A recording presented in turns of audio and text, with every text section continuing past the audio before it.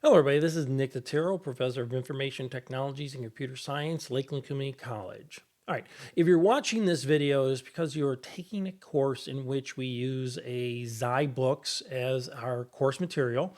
And within the zyBooks, there are embedded virtual labs. Now, a couple things to keep in consideration with these virtual labs. One, they are virtual. You're actually firing up virtual machines and you can break away and do things in there. So they're not simulators, they are actual machines. And when you are done with them, they go away. So I strongly encourage people to experiment. If you don't have access to certain portions of these machines in the real world, why not play with the virtual environment? You will not harm anything. Second of all, because they are a virtual environment, they are also auto-graded. Now, sometimes as I do demonstrations with these labs, you will see me sit there and just wait for 5, 10, 15 seconds before the auto-grading kicks in, right? So just sometimes you need to be a little bit of patience and you have to follow the directions exactly, or the auto-grader will not give you the necessary points.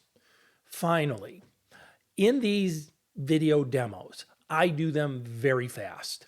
I'm not really learning the material, and that is wrong. They're just meant to be demonstrations of the lab.